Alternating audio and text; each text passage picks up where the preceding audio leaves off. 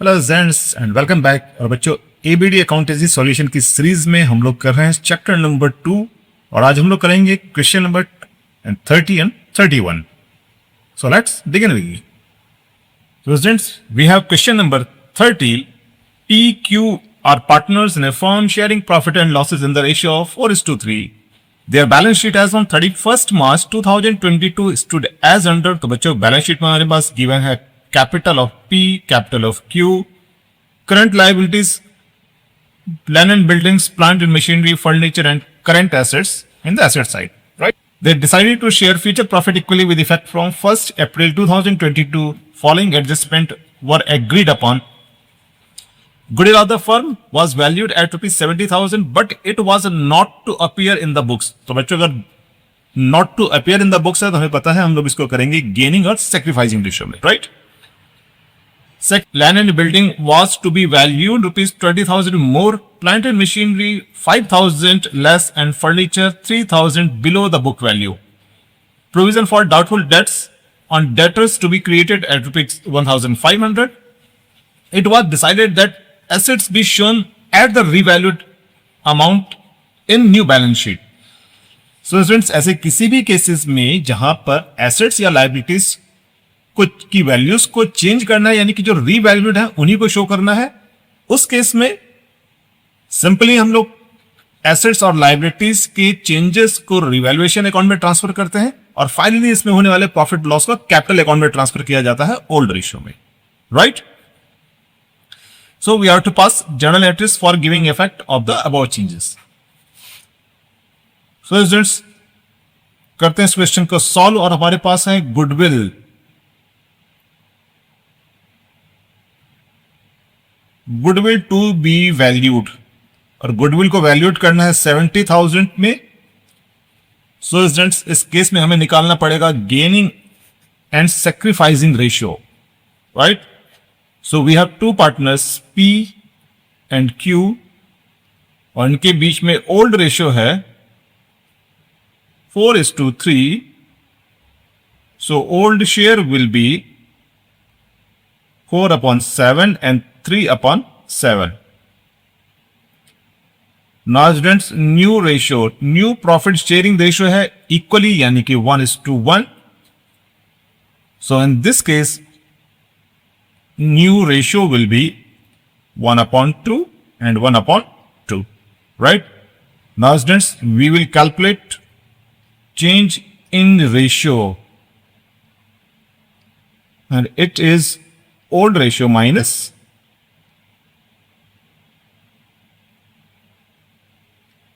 new ratio. So first of all, for P के लिए old ratio होगा 4/7 minus 1/2. So LCM will be 14. So 4 2s are 8 minus 7, यानी कि 1/14. और बच्चों क्योंकि रिजल्ट पॉजिटिव है तो यहां पर ओल्ड रेशियो ज्यादा रहा होगा, सो P का आएगा सेक्रीफाइस। नाउ फॉर Q का ओल्ड रेशियो है 3/7 minus 1/2. सो एलसीएम होगा 14. सो 6 minus 7 and this comes minus 1/14, यानी कि न्यू ज्यादा है तो इसे होगा गेन, राइट? सो स्टूडेंट्स, अब हम लोग पास करते हैं journal entries.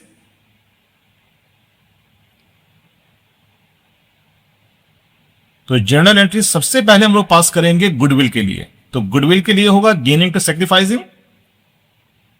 So first entry will be Q's capital account debited to P's capital account, right? और बच्चों अमाउंट डिसाइड कैसे करेंगे? वी हैव टोटल गुडविल 70,000, इसको इसके फ्रैक्शन से, क्योंकि 1/14 दोनों में ही है। सो दिस इज 5,000 एंड 5,000। और बच्चों नरेशन यहां पर नेसेसरी लिखना है, paying capital account adjusted for goodwill, right? So this is the first entry. तो बच्चों पास करते हैं हम रिवैल्यूएशन के लिए entry. First of all, we have given land and building was to be valued at 20,000 more. तो बच्चों लैंड एंड बिल्डिंग की वैल्यू को इंक्रीज करना है। अगर हम लैंड एंड बिल्डिंग हमारी एसेट है और अगर हम इसकी वैल्यू को इंक्रीज करते हैं तो हम अपनी एसेट की वैल्यू को इंक्रीज कर रहे हैं, और एसेट की वैल्यू अगर इंक्रीज होती है तो फर्म को होगा gain, right.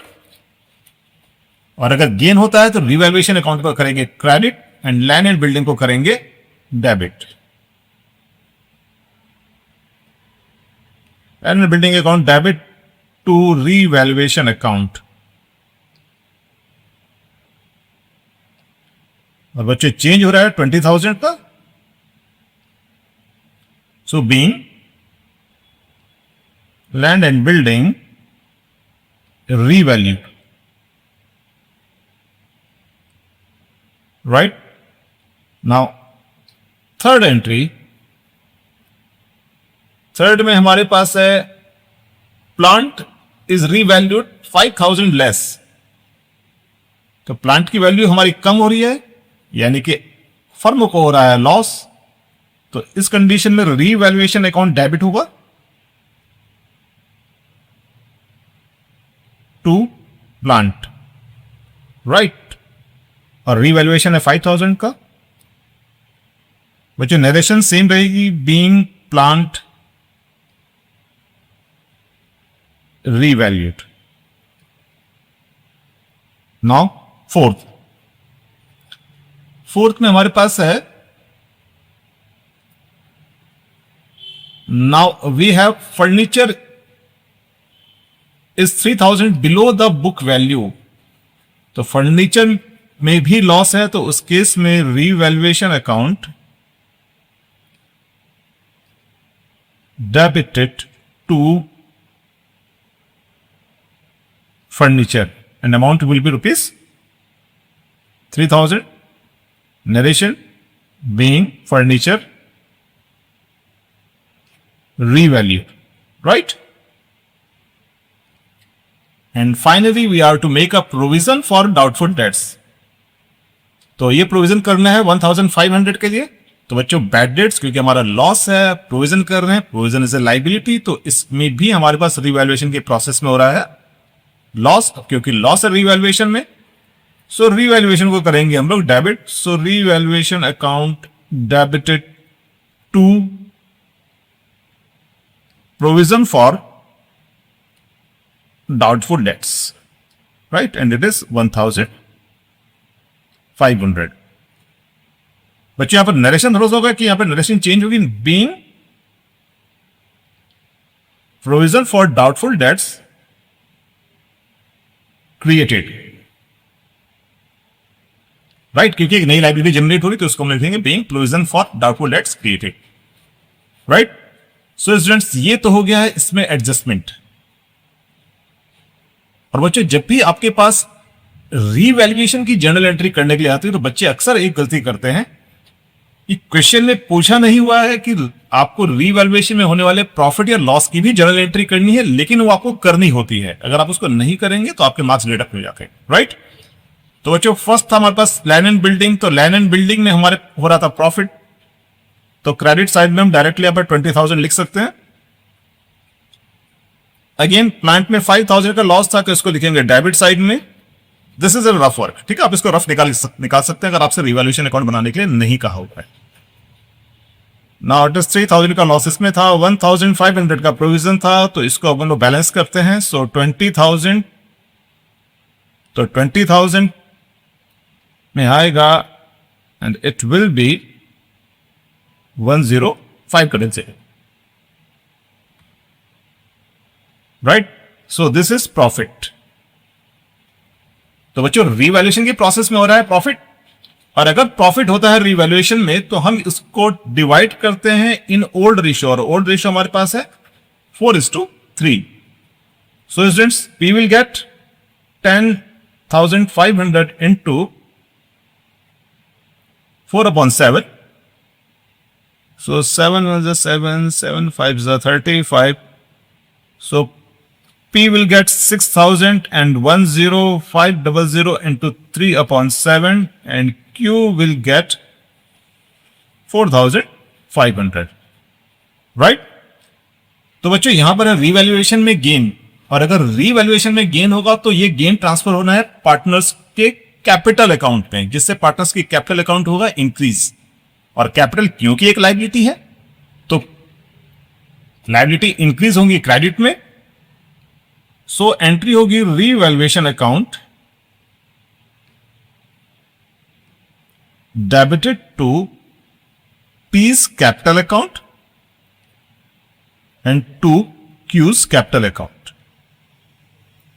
10,500. So P will get 6,000 and Q will get 4,500. यहां पर नरेशन होगा being profit on revaluation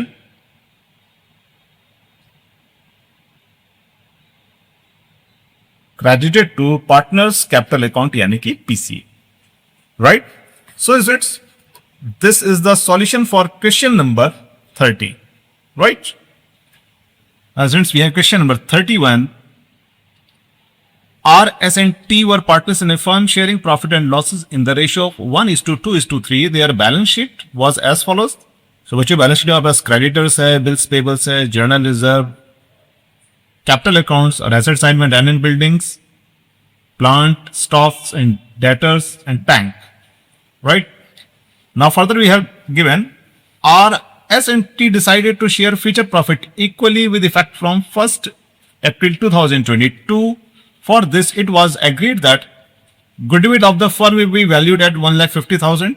So students, goodwill की entry again gaining to sacrificing ratio में होगी. Land were to be revalued at rupees 80,000 and building be depreciated by 6%. Creditors of 6,000 were not likely to be claimed and hence be written off. तो बच्चों creditors 6,000 के creditors हैं जिन्हें हमने पे नहीं करना है, उनकी तरफ से कोई क्लेम नहीं है, तो ये एक तरह से फर्म के लिए गेन होगा, right? Prepare revaluation account, partners capital account and the balance sheet of the reconstituted firm. तो बच्चों सबसे पहले तो हम लोग गुडविल के लिए ही एंट्री पास करते हैं और उसके लिए we need gaining and sacrificing ratio. तो कैलकुलेट करते हैं gaining and sacrificing ratio. So R is to S is to T and we have old ratio 1:2:3. It means old share will be 1/6, 2/6 and 3/6, right? Now new ratio, and now they decided to share profit equally in future. So 1:1:1, 1/3 and 1/3, right? So now we shall calculate change in ratio. So change in ratio, old ratio minus new ratio.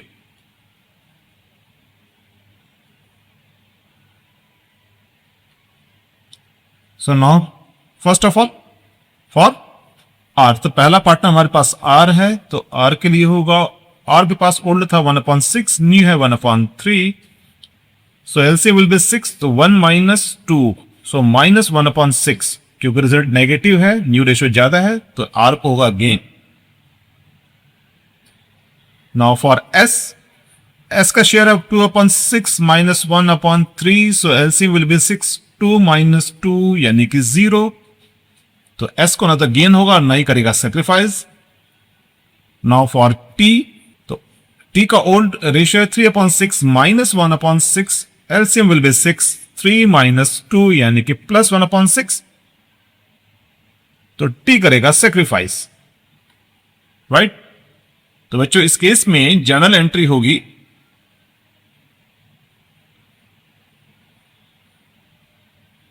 तो बच्चों always remember goodwill के लिए हमेशा journal entry पास कीजिए, right? इसका benefit क्या होगा ये हम लोग आगे देखेंगे। So entry will be R's capital account debit,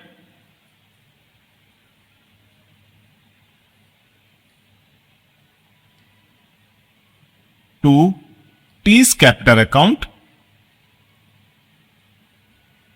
और गुडविल की वैल्यू है 1,50,000।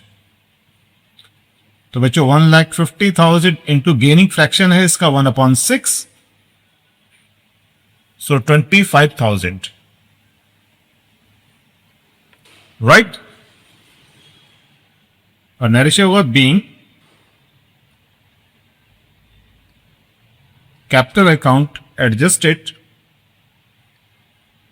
for goodwill. Right? तो जो प्रिपेयर करते हैं यहां पर रीवैल्यूएशन अकाउंट.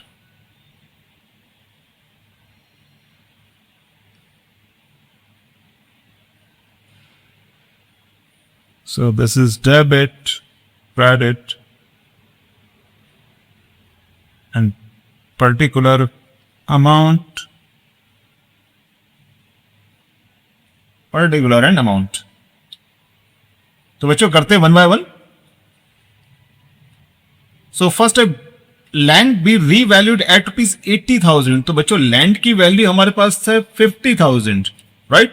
तो इसमें इंक्रीज हो रहा है 30,000 का, क्योंकि इंक्रीज है तो रिवैल्यूएशन के प्रॉफिट में गेन होगा तो ये आएगा क्रेडिट साइड में.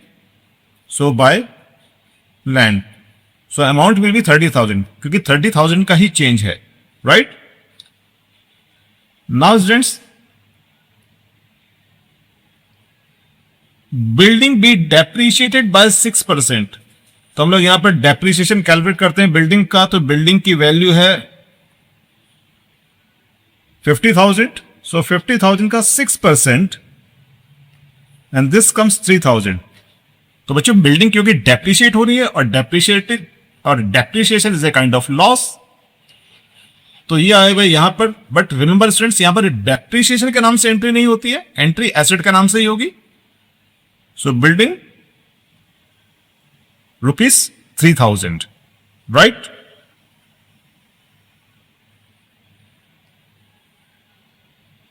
नाउ क्रेडिटर्स है 6,000 के which are not likely to be claimed, यानी कि फर्म को सीधे 6,000 का हो रहा है गेन, और यहां पर आएगा बाय क्रेडिटर्स, और गेन है 6,000 का. सो दिस इज 36,000 और 33,000 का होगा प्रॉफिट ऑन रिवैल्यूएशन, और इसको हम लोग पार्टनर्स के बीच में डिवाइड करेंगे in old ratio. So तो आएगा to capital account dash profit on revaluation. We have partner R, S और टी. तो बच्चों इस कैलकुलेशन को हम यहां पर भी शो कर सकते हैं. तो आर का 33,000 इनटू हमारे पास जो रेशियो है old, that is 1/6, 2/6 and 3/6. Right? So into 1/6. So 5,500, 33,000 into 2/6. So this is 11,000, और T के लिए होगा 33,000 into 3/6. So 6 5s are 30, 6 5s are 30. So it is 16,500. तो बच्चों ये हो गया आपके पास रिवैल्यूएशन अकाउंट. नाउ स्टूडेंट्स, हमसे कहा हुआ है कैपिटल अकाउंट प्रिपेयर करने के लिए. तो बच्चों प्रिपेयर करते हैं capital account. So this is partners' capital account. Partners we have R, S, T, R, S and T. This is debit and this one is credit. Right? So now students, सबसे पहले हम लोग करेंगे by balance brought down, यानी कि तीनों ही partners की ओल्ड कैपिटल को ब्रॉट डाउन करेंगे. And this is 1,50,000 at 25,000. तो बच्चों सबसे पहले इट इज 1 लाख, एस के लिए 50,000 और टी की कैपिटल है 25,000. राइट? नाउ नेक्स्ट हम लोग ट्रांसफर करेंगे जनरल रिजर्व को. राइट? तो जब भी फर्म रिकंस्टिट्यूट होती है तो जनरल रिजर्व को ओल्ड रेशियो में डिवाइड कर देते हैं पार्टनर्स के बीच में. तो बच्चों यहां पर हमारे पास है जनरल रिजर्व वी हैव 30,000. तो इस 30,000 को हम लोग डिवाइड करेंगे ओल्ड रेशियो में, और ओल्ड रेशियो 1:2:3 है। तो यहां पर आर को मिलेगा 30,000 का 1/6 and he will get 5,000। S को मिलेगा 30,000 का 2/6, सो ही विल गेट 10,000। और टी को मिलेगा 30,000 का 3/6 and he will get 15,000, right. So 5,000, 10,000 and 15,000। तो बच्चों ये हो गया जर्नल रिजर्व। सो स्टूडेंट्स, जब भी इन अमाउंट्स को पार्टनर्स के कैपिटल अकाउंट में ट्रांसफर करते हो तो हमेशा क्रॉस रूल याद रखिए कि अगर लेफ्ट साइड में है तो उसको ट्रांसफर करता है राइट हैंड साइड में, अगर राइट हैंड साइड में है तो उसको करेंगे ट्रांसफर लेफ्ट साइड में, राइट।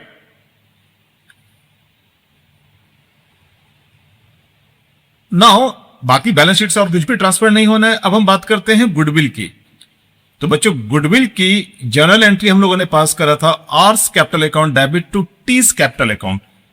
तो जब भी हम इसको ट्रांसफर करेंगे कैपिटल अकाउंट में तो इस टू टी कैपिटल अकाउंट है तो इसको एज इट इज यहां पर हम लोग करेंगे टू साइड में और यहां पर लिखेंगे to T's capital account, right. और इसको ट्रांसफर करेंगे अमाउंट विल बी आर के कॉलम में। तो अमाउंट होगा 25,000।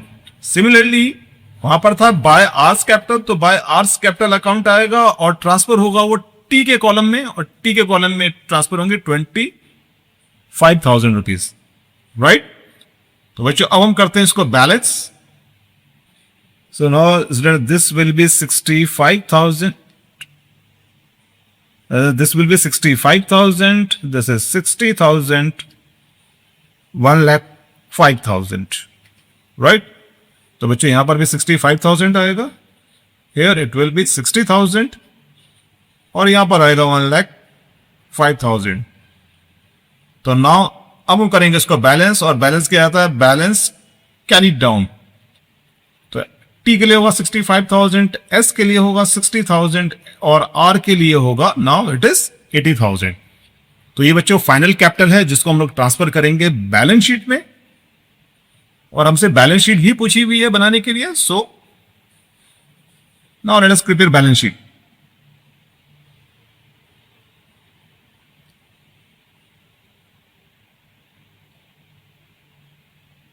नाउ बैलेंस शीट में this is the side for liability, और इस साइड में आती है हमारे पास एसेट्स, अमाउंट। नाउ स्टूडेंट्स, हमारे पास बैलेंस शीट में जो भी वैल्यूज थी उसमें जो भी चेंजेस है उन चेंजेस को हम लोग रिफ्लेक्ट करेंगे नई बैलेंस शीट में। लैंड वॉज ₹50,000 और इसकी वैल्यू हुई थी चेंज होके 80,000। तो first of all we will write here land. तो लैंड था 50,000 का, इसमें 30,000 का एप्रिसिएशन हुआ था, सो इसकी नई वैल्यू थी 80,000। बिल्डिंग थे 50,000 की, 50,000 माइनस 3,000, देन दिस कम्स 47,000। तो बच्चों ये हमारे पास दो चेंजेस थे एसेट साइड में, इसके अलावा और कोई भी चेंज नहीं है। तो प्लांट 1 लाख का ही रहेगा, स्टॉक 40,000,